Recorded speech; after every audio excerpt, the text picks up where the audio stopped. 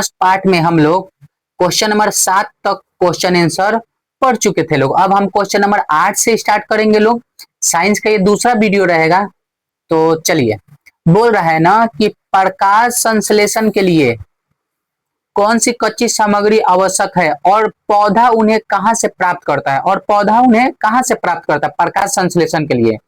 तो देखिए, प्रकाश संश्लेषण के लिए चार सामग्री मुख्य आवश्यक होती है। पहला कार्बन डाइऑक्साइड, जल तथा खनिज लवण, सूर्य का प्रकाश और क्लोरोफिल। ठीक है, ये चार गो चीज चाहिए होता है।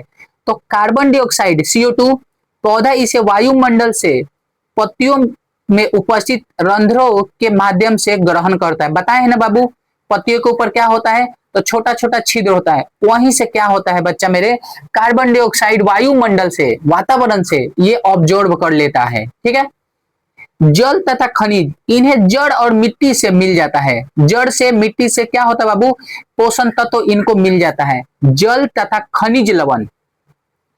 और ऊपर कौन पहुंचाता है तो बाबू, जाइलम द्वारा पत्तियों तक पहुंचाया जाता है। जाइलम द्वारा पत्तियों तक पहुंचाया जाता है। फर्स्ट पार्ट में हम लोग पढ़े थे लोग फ्लोएम और जाइलम के बारे में। फ्लोएम होता है पत्तियों में जो प्रकाश संश्लेषण में जो खाना बनता है वो पूरा शरीर के अंग अंग तक पहुंचाने का काम करता है पेड़ पौधा का। जाइलम खनिज लवण को नीचे से ऊपर ले जाने का काम करता है। एक दिशीय काम होता है जाइलम द्वारा। ठीक है, अब सूर्य का प्रकाश कहां से मिलता है बाबू, तो यह सूर्य से सीधे प्राप्त हो जाता है। ठीक है, सूरज से यह सीधा प्राप्त होता है। क्लोरोफिल कहां होता है, तो यह पत्तियों की हरी कोशिकाओं क्लोरोप्लास्ट में प्राकृतिक रूप से मौजूद होती है। ठीक है, क्लोरोफिल पत्ती में क्लोरोप्लास्ट में प्राकृतिक रूप से मौजूद होता है। आई होप आप लोग को समझ में आया होगा। क्वेश्चन 8। क्वेश्चन 9, हमारे आमाशय में HCl की क्या भूमिका रहती है, हाइड्रोक्लोरिक एसिड। ठीक है, हाइड्रोक्लोरिक एसिड होता है, इसकी क्या काम होती है। तो देखिए, हमारे अमाशय में जठर ग्रंथि द्वारा हाइड्रोक्लोरिक अम्ल HCl का स्राव होता है, जिसकी मुख्य भूमिका यह है। आपको यह चीज HCl कहां से प्राप्त होता है, तो जठर ग्रंथि द्वारा। ये ऑब्जेक्टिव में पूछता है, हमारे आमाशय में HCl कहां से प्राप्त होता है, तो जठर ग्रंथि द्वारा प्राप्त होता है। ओके, पहला पॉइंट पढ़िए। यह भोजन के माध्यम को अम्लीय बनाता है, जिससे जठर रस में मौजूद पेप्सिन एंजाइम सक्रिय होकर प्रोटीन का पाचन कर सकता है। आप जानते हैं प्रोटीन का पाचन करना थोड़ा सा ज्यादा जटिल चीज होता है। तो इसको क्या बनाया जाता है, अम्लीय बनाता है, जिससे जठर रस में मौजूद पेप्सिन एंजाइम सक्रिय होकर प्रोटीन को पचा देता है।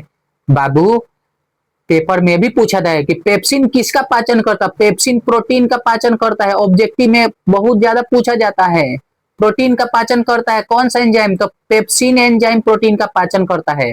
ओके, दूसरा, यह भोजन के साथ पेट में पहुंचे हानिकारक जीवाणुओं और सूक्ष्म जीवों को नष्ट कर देता है।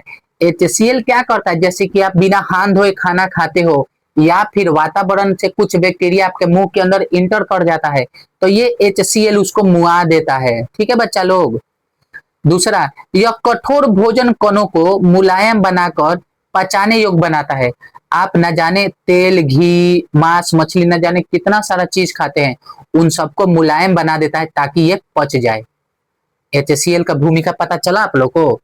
अब आते हैं लोग अगला नंबर क्वेश्चन पे ध्यान देते हैं लोग बच्चा मेरे।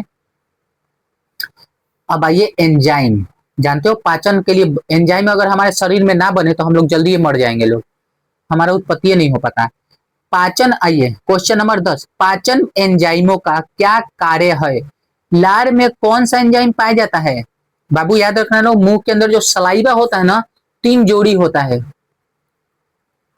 ठीक है, सलाइवा कितना होता है, तो 3 जोड़ी होता है। पेपर में पूछा जाता है कि माउथ के अंदर सलाइवा कितना जोड़ी होता है, तो 3 जोड़ी होता है। अब आइए, हम पाचन एंजाइम का काम जानते हैं क्या होता है।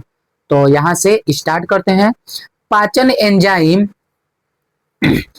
जैव उत्प्रेरक, ठीक है, होते हैं जो भोजन के जटिल तथा अघुलनशील पोषण तत्व, जैसे जटिल स्टार्च, आप खाना खाते हो तो लालू वालू खाते हो चाहे चावल खाते हो, उसमें बहुत ज्यादा स्टार्च होता है। स्टार्च पचने में बहुत ज्यादा नुकसान, नहीं जल्दी पच पाता है।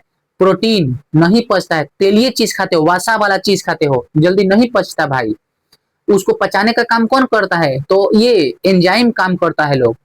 तो क्या है बाबू? अघूलन पोषण तत्व जैसे कि जटिल स्टार्च, प्रोटीन, वसा को सरल तथा घुलनशील अणुओं में तोड़ते हैं ताकि हमारे आंत उन्हें आसानी से अवशोषित कर सके, हमारे आंत उनको आसानी से अवशोषित कर सकते हैं। कोई दिक्कत बाबू? और देखिए, लार में लाल इमाइलेज ट्वाइलिन एंजाइम पाया जाता है हमारे मुंह में, थूक में, जो भोजन में मौजूद जटिल स्टार्च को शकरा माल्टोज में बदल देता है। आपको समझ में आ गया पाचन क्या होता है? तो जितने भी हम जटिल अघुलनशील पदार्थ खाते हैं लोग, उनको यह क्या करता था? मुलायम बना देता है और सरल अणुओं में तोड़ देता है, जिससे हमारा जो आंत है वो पचा देता है। आपको समझ में आया होगा। आगे चला जाए बच्चा। चलिए, अमीबा के पोषण की प्रक्रिया को समझाएं। अमीबा जानते हो एक कोशिकीय जीव होता है, अमीबा एक कोशिकीय जीव है। चलिए देखिए, अमीबा अमीबा एक अनिश्चित आकार वाला एक कोशिकीय जीव है जो निम्नलिखित चरणों में पोषण करता है। देखो, अमीबा का आकार ऐसे भी हो सकता है, अमीबा का आकार ऐसा भी हो सकता है, मतलब कि इसका कोई साइज फिक्स नहीं होता है। ठीक है बच्चा? तो पहला, अंतग्रहण। यह अपने अस्थाई पादप क्या है? पदार्थों की मदद से भोजन कण को घेर कर खाद्य धानी फूड वैक्यूलस में बंद कर लेता है। जैसे कि मान लो यहाँ पे फूड है, ये रहा हमारा, क्या कहा जाता है, ये अमीबा। तो अमीबा क्या करेगा? यहाँ से इनको घेरेगा, इधर से घेरेगा और ये वाला दीवार तोड़ देगा। ये वाला दीवार क्या करेगा बाबू? तोड़ के यहाँ से इसका फिक्स कर लेगा, यहाँ से ये रस धानी में लेकर आ जाएगा, खाना पचने लगेगा। ओके, अब आइए दूसरा पॉइंट, पाचन व अवशोषण। खाद्य धानी में एंजाइम द्वारा भोजन पचाता है और कोशिका द्रव्य में अवशोषित होता है। पेपर में पूछा जाता है बच्चा मेरा, पाचन व अवशोषण क्या? तो खाद्य धानी में एंजाइम द्वारा भोजन पचाता है और कोशिका द्रव्य में अवशोषित होता है। यह भी पॉइंट समझ में आया। बहिष्करण बाहर से कैसे निकलता है? तो पचा हुआ अपचित उपस्थित पदार्थ कोशिका की सतह से बाहर फेंक दिया जाता है। देखिए, जैसे मान लो कि ये रहा हमारा अमीबा, यहां से खाया है ना, तो यहीं से निकाल भी सकता है। ठीक है, क्योंकि इसका कोई फिक्स आकार नहीं होता है, मुंह नहीं होता है, हम लोग के जैसा नहीं खाने का और ठीक सोचने का कुछ और, चबाने का कुछ और। इसके शरीर में ऐसा कोई चीज अमीबा में बना नहीं होता है। ठीक है बच्चा लोग, तो बहिष्करण भी समझ में आया। अब आते हैं क्वेश्चन नंबर 12। भोजन के पाचन में यकृत, लीवर और अग्नाशय की क्या भूमिका है? ठीक है, चलिए पेनक्रियास के बाद थोड़ा देखते हैं लोग। फर्स्ट ऑफ ऑल, यकृत, लीवर, यह पित्त रस स्रावित करता है जो आमाशय से आए अम्लीय भोजन को क्षारीय बनाता है। जो आपके आमाशय में जो खाना आता है ना बाबू, इसको क्या करता है? तो अम्लीय बना देता है। ठीक है, अम्लीय जो भोजन आता है ना इसमें से, इसको क्षारीय बनाता है तथा वसा की बड़ी बूंदों को छोटी छोटी बूंदों में तोड़ता है। ठीक है, इम्लीकरण कर देता है। ये हो गया यकृत, इसका काम समझे लोग। अग्नाशय का काम, यह अग्नाशय रस स्रावित करता है जिसमें ट्रिप्सिन प्रोटीन पाचक, लाइपेज इम्लीकृत वसा पाचक और इमाइलेज एंजाइम होते हैं जो पाचन प्रक्रिया को पूरा करते हैं। समझ में आया बच्चा लोग? पाचन में लीवर और अग्नाशय का काम। ठीक है, मतलब आपके आमाशय में जो अम्लीय खाना बनता है उसको ये क्षारीय बना देता है। ठीक, तथा वसा की बड़ी बूंदों को छोटी छोटी बूंदों में तोड़ देता है। ठीक है, अग्नाशय क्या करता है? तो यह अग्नाशय रस स्रावित करता है जिसे ट्रिप्सिन, लाइपेज और इमालेज एंजाइम होते हैं जो पाचन प्रक्रिया को पूरा करता है। I hope you understand. Next one, अगला पे हम चलते हैं लोग बाबू, क्वेश्चन नंबर 13 पे। बहुत ज्यादा ये सब इंपॉर्टेंट क्वेश्चन है, अगर आप लोग को चाहिए अच्छा नंबर तो पढ़ना तो पड़ेगा ही। ठीक, अदरवाइज रील देखना है तो बातें अलग है। चलिए क्वेश्चन नंबर 13, क्षुद्रांत या छोटी आंत में पचे हुए भोजन का अवशोषण कैसे होता है? दीर्घलोम का क्या महत्व है? तो देखते हैं लोग भाई। छोटी आंत, आंसर, छोटी आंत के आंतरिक स्तर पर उंगली जैसी हजारों सूक्ष्म प्रवर्धन होते हैं जिन्हें दीर्घरोम कहते हैं। छोटी आंत में ना बाबू हजारों उंगलियों जैसा बाबू ऐसे ऐसे ऐसे ऐसे ऐसे ऐसे निकला होता है जिसे दीर्घरोम कहते हैं। ये दीर्घरोम अवशोषण का सतही क्षेत्रफल अत्यधिक बढ़ा देता है। दीर्घरोम में रुधिर वाहिका का घना जाल होता है जो पचे हुए भोजन जैसे में देखो बाबू ग्लूकोज अमीनो अम्ल को सोख कर शरीर के प्रत्येक कोशिकाओं तक पहुंचाता है। समझ में आया आपको क्षुद्रांत और दीर्घरोम का क्या महत्व होता है? कोई दिक्कत नहीं ना? तो याद रहेगा ना, छोटी आंत के भीतर उंगलियों जैसा हजारों क्या होता है, तो इस तरीके से संरचना उभरा होता है जिन्हें दीर्घरोम कहते हैं। चलिए, एटीपी क्या है? इसे ऊर्जा मुद्रा, एनर्जी करेंसी क्यों कहा जाता है? एटीपी आपको ये जरूर आता है पेपर में। तो एटीपी का पूरा नाम एडिनोसिस ट्रांसफेट होता है। कोशिकीय श्वसन के दौरान ग्लूकोज के विखंडन से निकलने वाली ऊर्जा एटीपी अणुओं के रूप में संचित होती है, जबकि कोशिका को किसी कार्य जैसे पेशीय संकुचन, तंत्रिका आवेग का संरक्षण, प्रोटीन का संश्लेषण के लिए ऊर्जा की आवश्यकता होती है। तो एटीपी टूटकर ऊर्जा प्रदान करता है, इसलिए एटीपी को कोशिका की ऊर्जा मुद्रा कहा जाता है। समझ में आया आपको? चलिए, क्वेश्चन नंबर 15। ठीक, बहुत इंपॉर्टेंट क्वेश्चन ये सब। मनुष्य के श्वसन तंत्र में कुपिकाओं की क्या भूमिका है? कुपिकाओं की भूमिका पढ़ते हैं लोग यहां से। तो फेफड़ा के अंदर श्वसन नलिकाएं छोटी छोटी नलिकाओं में विभाजित होकर अंत में गुब्बारे जैसी संरचना में बदलती है, जिन्हें कुपिकाएं कहते हैं। कुपिकाएं गैसों के विनिमय के लिए बहुत बड़ा सतह क्षेत्रफल प्रदान करती है।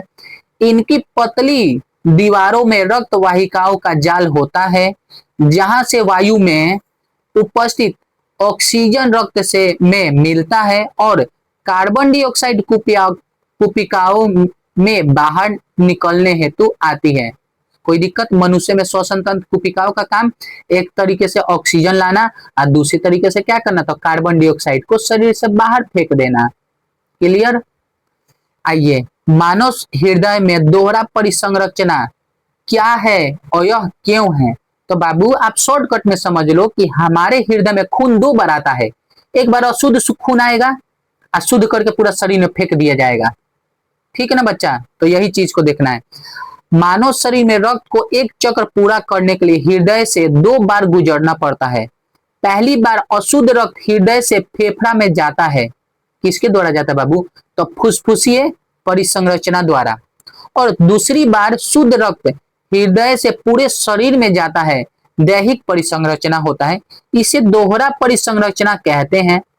यह ऑक्सीजन युक्त और विऑक्सीजन युक्त रक्त को अलग अलग रखने तथा शरीर को उच्च ऊर्जा प्रदान करने के लिए अति आवश्यक है।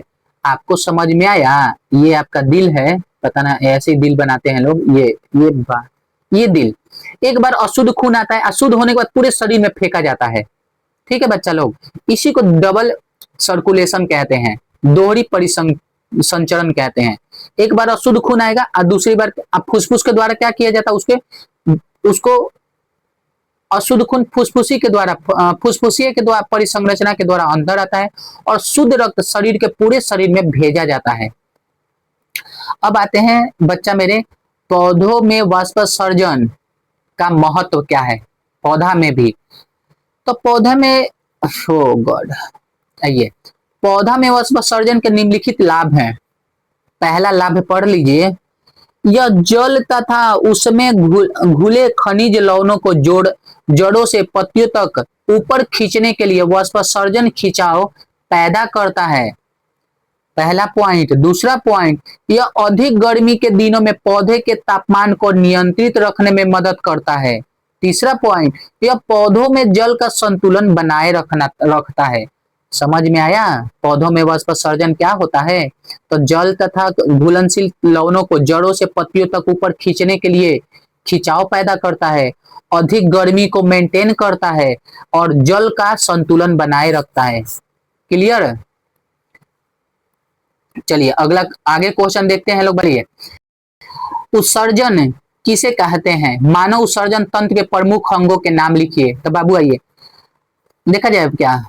तो शरीर के उपचाई मेटाबॉलिक क्रियाओं के दौरान बनने वाले विषैले एवं अपशिष्ट पदार्थ जैसे कि यूरिया अम्ल को शरीर से बाहर निकालने की जो प्रक्रिया होती है उत्सर्जन कहलाती है। हम बहुत सारे चीज खाते हैं लोग, पानी नहीं पचता तो हमारे शरीर से बाहर यूरिया के रूप में आता है, वही होता है उत्सर्जन। तो देखिए मानव उत्सर्जन तंत्र के प्रमुख अंग, पहला किडनी, एक जोड़ी वृषक होता है, एक जोड़ी मूत्रवाहिनी होता है, यूटरस होता है, एक जो होता है मूत्राशय होता है और एक मूत्र मार्ग होता है।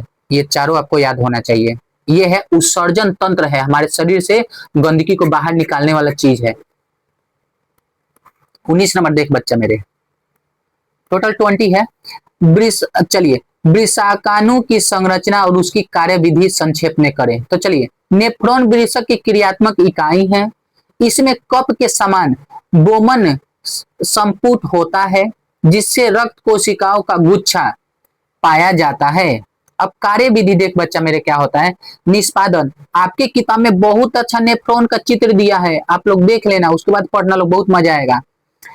ठीक है, निस्यंदन देखो, उच्च दाब के कारण रक्त से यूरिया, ग्लूकोज और जल छानकर बोमन संपुटन में आते हैं। दूसरा, पुनः अवशोषण, नलिकाओं से गुजरते समय ग्लूकोज, अमीनो अम्ल और जल का पुनः अवशोषण हो जाता है। बचा हुआ अपशिष्ट मूत्र बनकर मूत्राशय में एकत्र हो जाता है। समझ में आया आपको? एक बार पढ़ना आप लोग अपने दम पे। दूसरा, पौधे अपने अपशिष्ट पदार्थ का निपटारा किस प्रकार करते हैं? अपशिष्ट पदार्थ मतलब गंदगी कैसे निकालते हैं जो उनके शरीर में नहीं पचता है। चलिए, पौधों में उत्सर्जित पदार्थों का निष्कासन की विधियां, गैसीय अपशिष्ट ऑक्सीजन तथा कार्बन डाइऑक्साइड रंध्रों के द्वारा निकलता है। पत्तियों में जो रंध्र होता है उसके द्वारा निकलता है, छेद होता है। दूसरा, जल अपशिष्ट, अतिरिक्त जल वाष्पीकरण द्वारा बाहर निकलता है, वाष्पीकरण सूख जाता है तो बाहर निकलता है। तीसरा, अन्य अपशिष्ट, पुराने पत्ते झड़ते हैं तथा तने की छाल एक पुरानी जाइलम में रेजिन तथा गोंद के रूप में एकत्र होकर निष्कासित होते हैं। आज आपका जो पहला चैप्टर था ना बाबू, जैव प्रक्रम, ये इसका इंपॉर्टेंट क्वेश्चन खत्म होता है। अगले बार हम दूसरा चैप्टर लाएंगे जो आपके लिए बहुत बेस्ट रहेगा। तो आज के लिए इतना ही, बाय।